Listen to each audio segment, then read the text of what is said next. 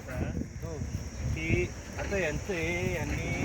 हा काठ ठेवला हे असं बनवत हां तुम्ही म्हणताय नदीचा प्रवाह तसा आहे हां तिकडून आहे.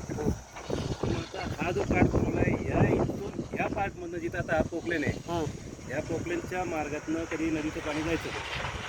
कोकणाच्या मार्गाने या मार्गातनं कधी नदीचं पाणी जायचं का? हो जायचं ना पुराचं पूर आलं पूर आलं बाकीच्या दिवसामध्ये 8 महिन्यामध्ये नाही म्हणजे 8 पेक्षा 10 नाही महिन्यापर्यंत नाही पूर पाणी आलं पूर आलं मग आता हे जे काही घाट केला जाईल हां हा घाटाच्या पुढे नदीचं पाणी असणार का? फक्त पावसाळ्यात पावसाळ्यात फक्त. फक्त पावसाळ्यात म्हणजे इतर 10 महिने हा जो काही RFDचा प्रकल्प केला जाईल जर समजा आता तुमचं तर कोर्ट केस चालू आहे ठीक आहे कोर्ट केस समजा चुकून तुमच्या विरुद्ध गेली ही जागा तुम्हाला कॉर्पोरेशनला द्यावी लागली हां तर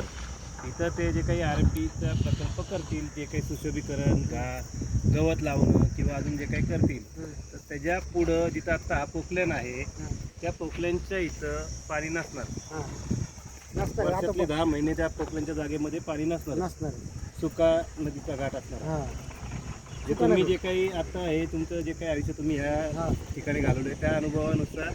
ह्या पार्टमध्ये पाणी नसतं जे काही हा RFD केला जाईल ह्या RFD मध्ये ह्या पार्टमध्ये वर्षभरातले फक्त पावसाळ्याच्या दिवसामध्ये पाणी असणार फक्त बाकीचे 8 महिने ह्या पार्टमध्ये पाणी नसणार नसणार आता असलं ना पाणी हे कशासाठी करताय मग आता ह्या RFD मध्ये काय असणार आता रिव्हर फ्रंट डेव्हलपमेंट मध्ये 8 महिने काय असणार रिव्हर नाही तर हा फ्रंट कसला ते आता पावसाळ्यासाठी काय करणार आहे त्यासाठी त्यांनी ते बंधारे ठेवलेले आहेत. हां अहो, बंधारे जरी ठेवले तरी पूर पाणीच नाही ना